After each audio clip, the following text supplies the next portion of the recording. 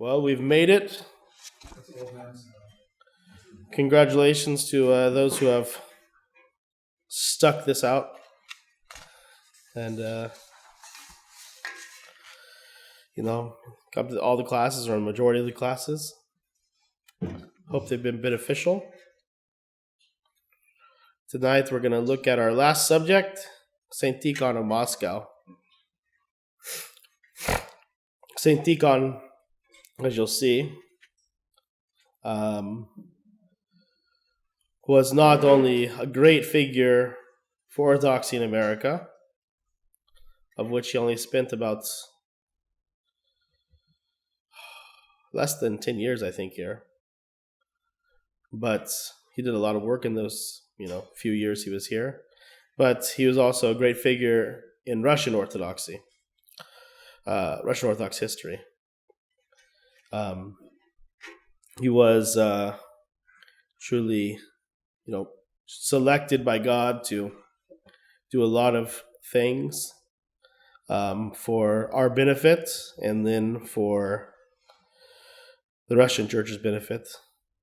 And even though he was only here for a short amount of time, comparatively to his entire life, we will take him and hold on to him as our own because of what he did for us. So, with that being said, we'll get into it. St. Tikhon was born on January 19th, 1865, and given the name Vasily Ivanovich Belevin. He was born in the Pskov region of Russia, which is the western part of Russia, close to Estonia. He was born to the priest Yuan Belevin, who was a rural priest, there we go, of the Pskov diocese there.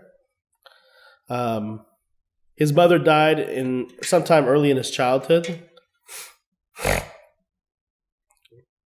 And so he was raised by his father with his two other brothers. There was 3 children in all. During his childhood, he was recognized for his piety, his meekness, and his humility. There's an interesting event that happened while he was a boy. I want to read it for you. It said, when Vasily was still a boy, his father had a revelation about each of his children. One night, when he and his 3 sons were sleeping, he suddenly woke up and roused them. His father had seen their dead mother in a dream, who foretold to him the father's, imminent death and the fate of their 3 sons. She said that one son would be unfortunate throughout his entire life, another son would die young, while the third, Vasily, would be a great man. The prophecy of the woman proved to be entirely accurate in regard to all 3 brothers. It reminds us of, I think it's the story of St. Ambrose and some other saints, but I'm thinking of specifically St. Ambrose when he was a child. Was it him where the bees were coming to his mouth? Coming in and out of his mouth? As a foreshadowing of the sweetness that his words would bring forth. If it's not him, it's another saint. But we're given a glimpse, or at least he was given a glimpse of what his life would become early in his childhood. From 1878 through 1883, he studied at the Pskov's Theological Seminary. And as would be a theme throughout his life, he was loved by all for his piety, his kindness, his intelligence, and his willingness to help anyone who needed it. During his time there at the seminary, his classmates would endearingly call him Bishop and Patriarch, which would prove to be a prophecy of sorts. At some point after 1883, he went on to study at the St. Petersburg Theological Academy, where he graduated in 1888 at the age of 23. Following his graduation from St. Petersburg, he returned to the Pskov Theological Seminary to teach moral and dogmatic theology. And as he took up his job there, as it had been so before in his life, like I said, and will be continued, the whole town and the seminary became very fond of him. This is seen in the next thing I'm about to say, because in 1891, at the age of 26, he is tonsured a monk, and he's given the name Tikhon in honor of Saint Tikhon of Zadonsk, a very popular, famous Russian ascetic. And for his tonsure, almost the entire town gathers for the event because they have such a deep appreciation and fondness for him. Sometime after his tonsure, he's ordained to the diaconate and priesthood. And then in 1892, he's transferred from the Pskov Seminary to Qom Theological Seminary. And at this point, he's raised to the rank of archimandrite. He spent the next about 5 years teaching in Qom.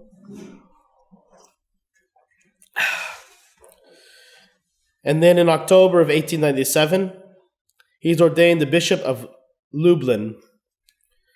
But he returns as the Vicar Bishop of the Qom Diocese for 1 year.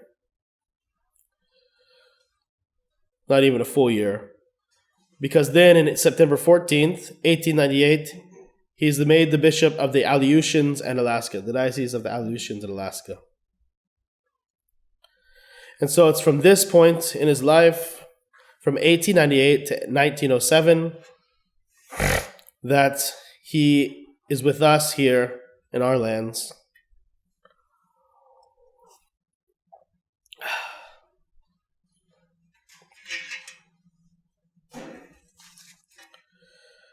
During his 9.5 or so years in America, he's exceedingly busy overseeing this vast diocese. As you've heard so often in all these different saints' lives, of all the work and labors and travels and everything that you can imagine in going to organizing the church in such a vast land, he embraced it all. In 1900, he changes the name in kind of this new reality and understanding of the importance of this new land and the new world. He changed the name of the diocese from the Aleutians and Alaska to the Aleutians and North America to better represent the new realities of the Orthodox Church in the New World.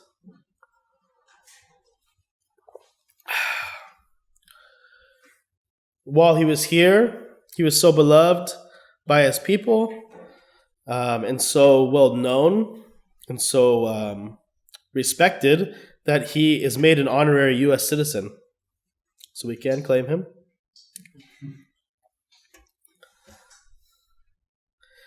May 22nd, 1901, he blessed the cornerstone of St. Nicholas Cathedral in New York City. And November 9th, 1902, he consecrates St. Nicholas Cathedral in Brooklyn. This is the one that's our St. Nicholas Cathedral for the Syro-Arab communities. And then after that consecration, 2 weeks later, he goes back and consecrates the St. Nicholas Cathedral in New York City, which is now the OCA Cathedral, I believe.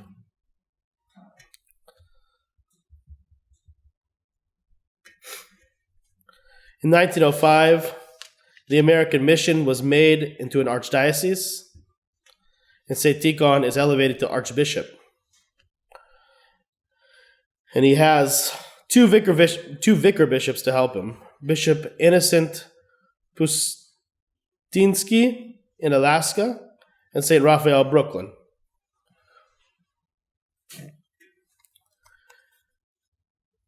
As we've talked about in other classes, St. Tikhon's vision for America was all-encompassing. He didn't limit his vision to just Russians or this or that. This people, this small group of people. But he looked at the entire country, really, in a certain sense, continent of North America, at least to a certain degree, as a whole, and tried to figure out how we could be one church here, all of us. And he recognized that America was, and really it still is, a very unique situation in the history of the church. For the first time in history, really, people of multiple traditionally Orthodox ethnicities are migrating to a completely new land. And so you have this very odd and irregular situation of Romanians and Bulgarians and Russians and Serbians and Greeks and Syrians all in the same land when they have never been so before. Of course, they'll always have the same faith. And they remained having the same faith when they came here. But it was just a completely new situation that St. Tikhon tried to figure out a solution for. And his solution, as we've talked about in other classes, was a unity in diversity. So that there would be one united American church, which would be under Russia, but have their own ethnic diocese. It's a very irregular and non-ideal solution to the problem. Our canonical tradition is very clear about how many bishops, or at least there should be one bishop in one city for over all the churches, and it should be split up like that, among those lines especially. But at the same time, he was trying to figure out a solution for the problem. Because he knew that he needed, while at the same time they needed to become Americanized to a certain extent, using English and learning some American customs, he also recognized at the same time that they needed to maintain their local languages and customs and traditions, especially for the new immigrants as they came over.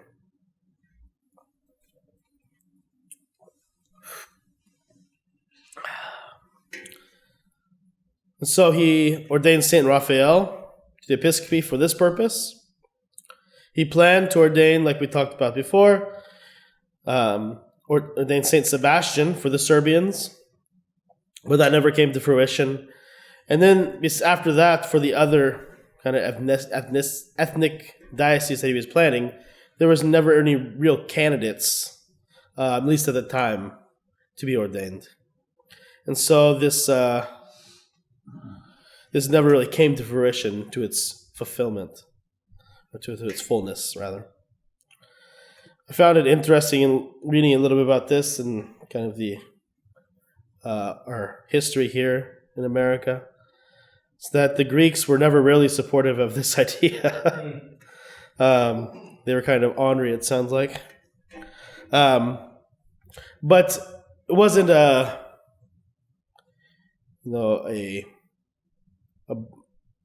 belief or that all the Greeks had, because there's in his life there are two distinct situations that happen.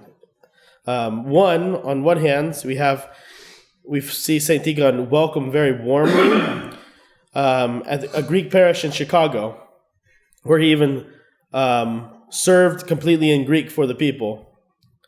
Then on the other hand, in New York City, he tried to go to a Greek parish and they kicked him out.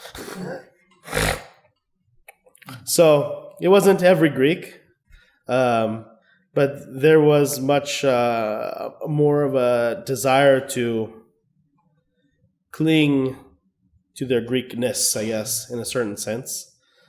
Remember, this is still all in flux too. At least in the early stages, the Greeks were not as organized because they didn't have a bishop that came here at first, like the Russians had bishops.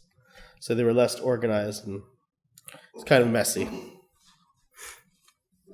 But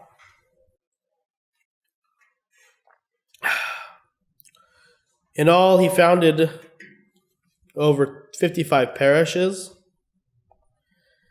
He founded the first Orthodox monastery in our lands, St. Tikhon, in South Canaan, Pennsylvania. He founded a seminary in Minnesota, but which would become St. Platon Seminary when it was transferred from Minnesota to New Jersey.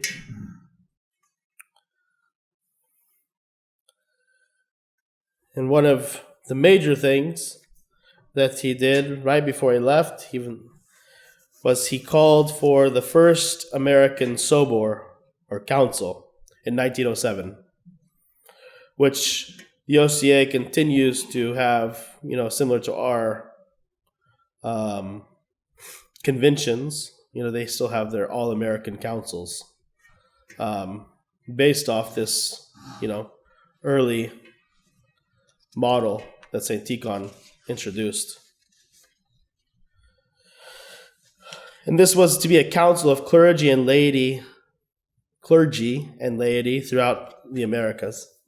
The theme for this first one, the inaugural council, was how to expand the mission.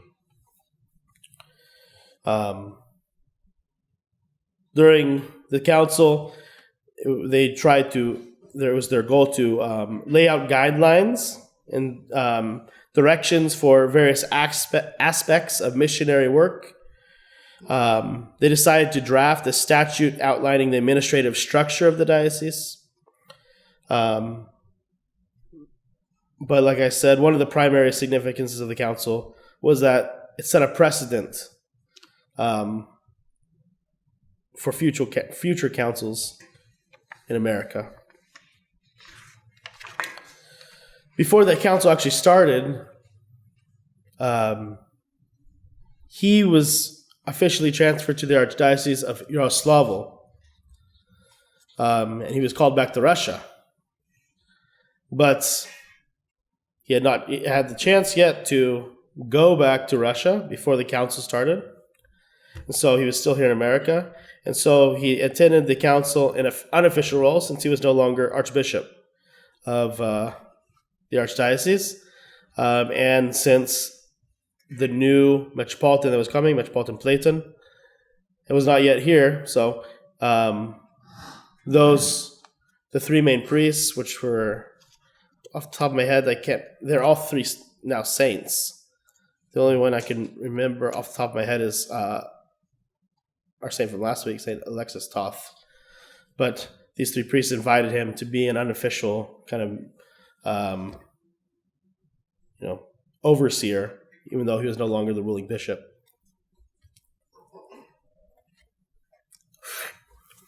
So from 1907, he goes back to Russia. He does not come back to our land. But he had a vision for unity in America, which maybe, if not ideal, should inspire us ourselves for a vision of trying to overcome some of these canonical irregularities that we have. He gives us inspiration for mission work in our own land and how to labor for the salvation of our countrymen. And he sets a foundation that I think, had it not been for the revolution, which we'll hear about a little bit later, would have set the Orthodox Church in our country on a better foundation.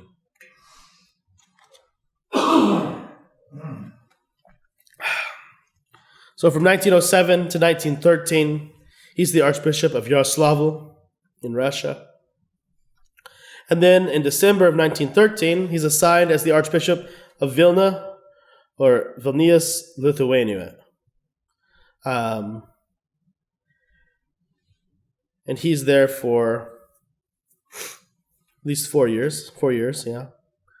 And that's where he's at when World War I starts and while it's raging. He's there in Lithuania, and many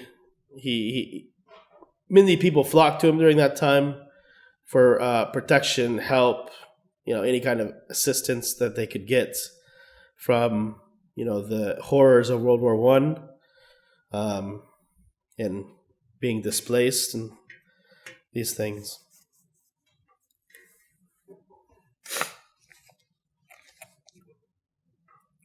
So that's where he is until June 1917,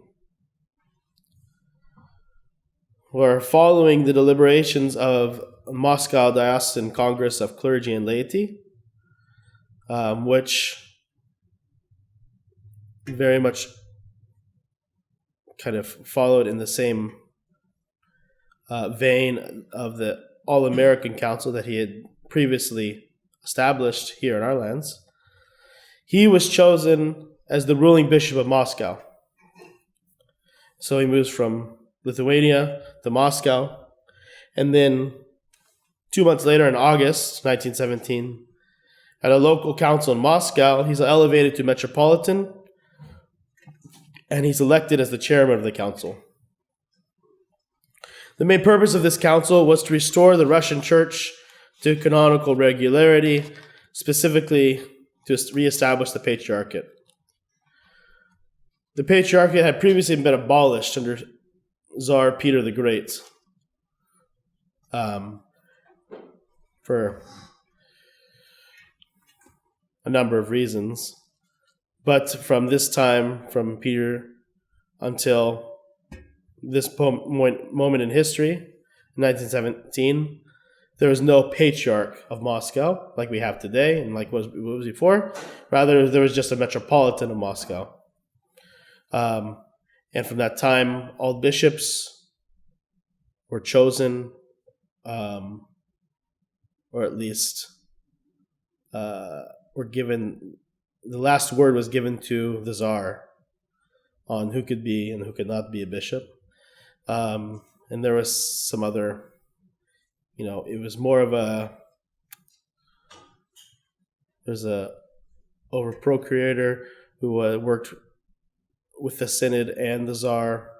And it was kind of this, it was not a canonical situation. And this is how it had been for however many hundreds of years. And so they're coming together to try to reestablish the patriarchate.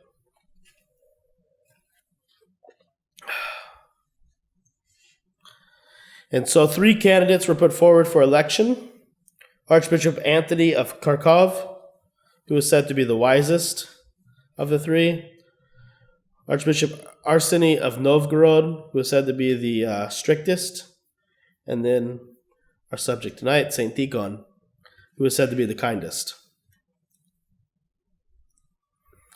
And then, so those, that's councils held in 1917. And then it's not until November 5th, 1917. So, 3 months later, following the Divine Liturgy at the Cathedral of Christ the Savior, they had the selection process. And they had a box with the 3 names in it, in front of the Vladimir icon of the Mother of God, the famous icon, Russian icon of the Theotokos. And a monk came up, selected one of the names, and gave it to, I believe, one of the other bishops. And at that time, St. Tikhon was selected, was chosen as the first patriarch after the restoration of the patriarchate.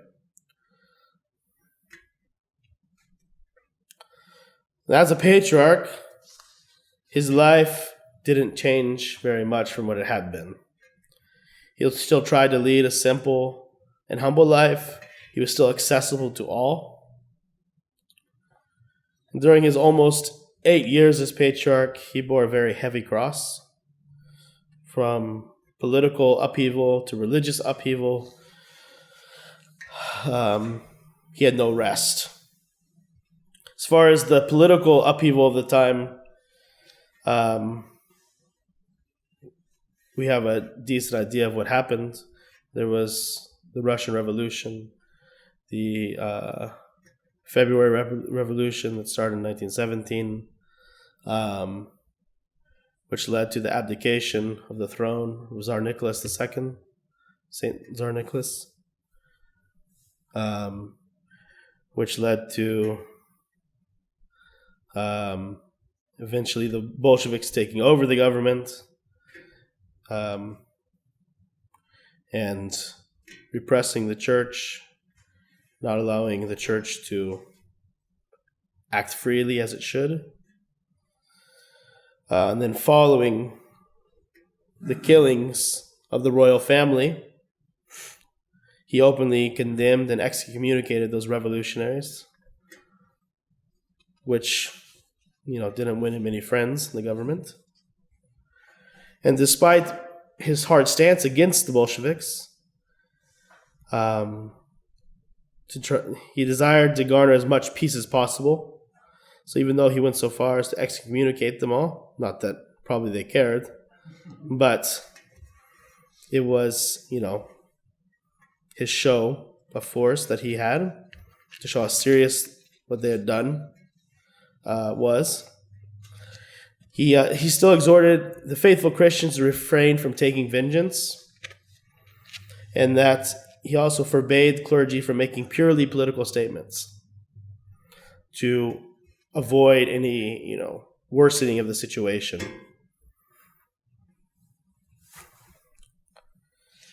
So that's what he has to deal with politically as the patriarch. Religiously, he has to deal with the renovationists, or the living church was what it's called.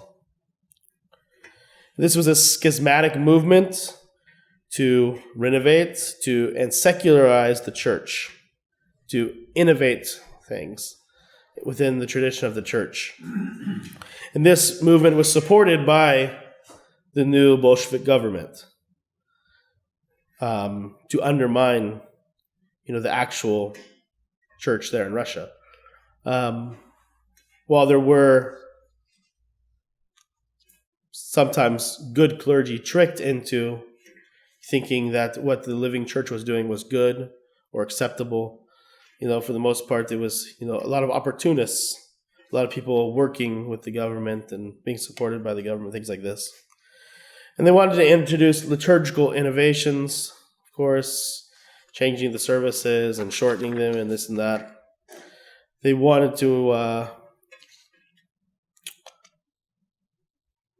allow married bishops and monks after they had already been. So if they were already bishops and monks, they wanted to allow them to marry. Or they also wanted to allow priests after they get ordained, and bishops after they get ordained, to marry. Or additionally, they wanted to allow widowed priests to remarry and remain priests. This is one of the big things that they were trying to accomplish. And all this was just to really generally undermine the actual church. I'm not sure. I'd have to do a much deeper dive and greater research about how much they actually believed it themselves, and then how much they were really just being used by the government, to try to kind of subvert the faith of the people. And then one major incident that happened in all this that brought St. Tikhon and the government and the living church to a kind of the height of their kind of disagreements, let's say, was there was a famine in Volga, a very severe famine. And St. Tikhon, during this time, sent out a message that would allow church valuables that were not directly used in liturgical services to be sold off to be able to financially support those who were suffering from the famine and were hungry and things like this. Not long after, it was decreed by, I don't remember exactly off the top of my head, I should have written it down, but a decree was sent out that all church valuables were subject to confiscation to sell them off for money. Not only did St. Tikhon think that was wrong in general, especially you can't sell the chalices and the gospel books and things like this, but it was also thought that people were just going to profit off of it. They'll sell the stuff, get the precious metals, and then just put that money right back in their pocket. So he was very against this, very vocally outspoken against this. And so everything kind of came to a head at this point. And so due to his resistance to these reforms of the living church and to this decree about confiscation of church goods, he was put on basically a show trial, fake farce of a trial by those of the living church. And he was arrested on May 6, 1922 and placed in house arrest. And then he was also at the same time deposed by the living church, which, of course, he did not, give any weight to. And he was under house arrest, and he was in prison and house arrest for just over a year. And he wasn't released until June 1923. And so following his release, which also kind of came about through outside political pressure as well, because people outside Russia knew that he had been falsely imprisoned. But following his release, he fought the living church with all his strength. During his imprisonment, he would only get newspapers from the state newspaper, whatever it was, and he would be reading about all this bad stuff that's happening in the church and in the society at large. And it really fired him up during that time. So when he got out, he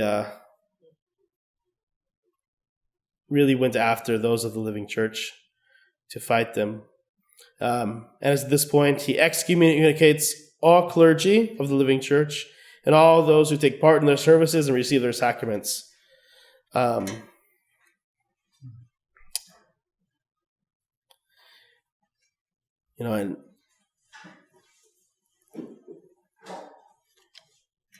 it might have been a different outcome about the success of the living church if it wasn't for St. Tikhon himself and his ferocity with which he fought against them. There's one beautiful quote that he said concerning this, and I'm going to try to get it. It's really short, but I might not get it exact. But he said, "Let my name be blotted out from history, if only to let the church, live," something like this. And so you see his spirit with which he loved Christ and the church, that he was willing to be forgotten so that the church might be able to withstand the attacks. In 1924, he begins to feel unwell, and he loses a lot of his physical, emotional strength to continue the battle. In December 1924, he escapes an assassination attempt. During this time, when he's feeling unwell, he checks himself into a hospital, but he would also leave on Sundays and feast days to go serve the services. And so from this time until April 1925, his health continues to deteriorate. And He served his last liturgy on April 5th and reposed 2 days later on the Feast of the Annunciation on the old calendar, so April 7th / March 25th. It said that there was around 1 million people who came to bid him farewell at the Donskoy Monastery in Moscow. On October 9th, 1989, he's glorified as a saint.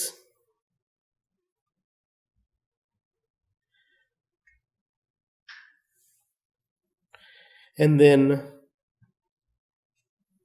4 years later, even though they were thought to have been long lost, his relics were discovered in the Donskoy Monastery in February 1993. So there's a really interesting first-hand account in Everyday Saints, because he's not Bishop Tikhon. Before he's Father Tikhon, he was there at Donskoy and he was a part of the group that found the relics. So he tells you his first-hand account of the kind of the whole story. But they had long thought to have been destroyed, maybe. By the Bolsheviks, or just kind of lost people, and so in the early 90s they needed to renovate the church and things like this. In the church they had a grave. It was supposed to be his grave. It had there was a hole in the ground, marble slab with the inscription, all this. It's supposed to be his grave, but they were fairly certain. They knew that nobody was in there. They just didn't know where he ended up. So they needed to renovate the church, make repairs and things like this in the early 90s. And they asked Patriarch Alexei II if at the same time while they were doing this, if they could also search the church for his relics.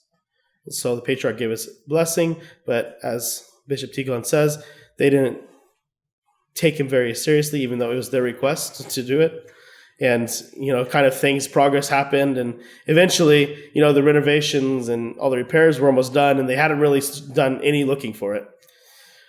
So sometime later, they don't really know how, but a fire starts in the church and burns everything in the church, except for the iconostasis and into the sanctuary area. The fire stops there. And so they have to redo renovations and repairs because of the fire. And so they asked the Patriarch Alexei again for the blessing to look for the relics, and he makes sure that they actually do it, and they know he's serious about that they should do it. And so they actually, do their job this time as they're making the repairs. And they open what's supposed to be his grave, and they're digging down. They find basically an empty grave there. And then at one point, a man comes to them and says he knows where St. Tikhon was buried, and that he was buried about 5 meters over from where his actual grave was. And so they start digging, in that general area again, and they get deep enough, and lo and behold, they find his grave. He had actually been buried away from where his grave was, so that the Bolsheviks wouldn't come and find him and then take his relics like they thought would have happened already. So it was a way to protect his relics. So they find the grave, they find his relics. Bishop Tikhon relates that when they opened his coffin, a sweet smell came out of it. But it was really a miraculous, kind of event there in the monastery. And so now his relics are out for veneration in Donskoy.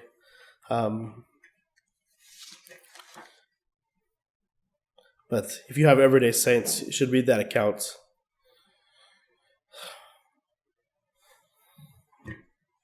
Lastly, there is in the last few years, there was a book of translations, basically, of instructions and teachings, which was published by St. Tikhon Monastery Press, which I did not get in time to really go through.